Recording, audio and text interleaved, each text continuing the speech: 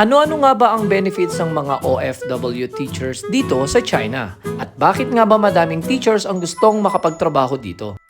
Number 1, airfare ticket allowance. Kung kayo po ay na-hired sa Pilipinas, usually nagpo-provide po ang school ng airfare ticket.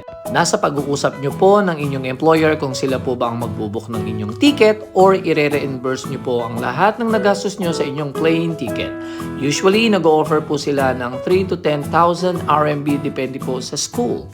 Number 2, housing allowance or fully furnished apartment. Pagkadating nyo pa lang po dito sa China, ready na po ang inyong accommodation. At kung di pa naman po ito ready, may mga pagkakataon na magstay po muna kayo sa hotel at sagot po ni employer ang lahat ng gastos habang hinahanapan po kayo ng apartment or condominium. Number 3, free meal every Monday to Friday or every time na meron po kayong pasok sa school. Free po ang inyong breakfast, lunch, pati na rin ang inyong snacks. Number 4, health insurance. Ina-apply na po agad ni employer ang ating health insurance para masigurado po ang ating kaligtasan dito sa China kung tayo man po ay magkakasakit.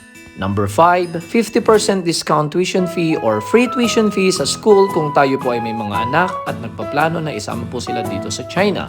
Number 6, annual bonus, festival gifts, and salary increase after contract. Ang annual bonus po ay nakalagay sa ating kontrata. Depende po sa kanila kung gaano kalaki ang ibibigay nilang bonus.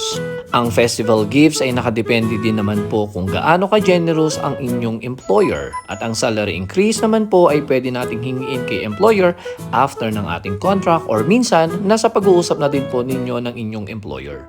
Masasabi ko talagang masarap magturo dito sa China dahil sa mga gantong benepisyo. Nga pala, tip ko lang bilang isang OFW teacher dito sa China.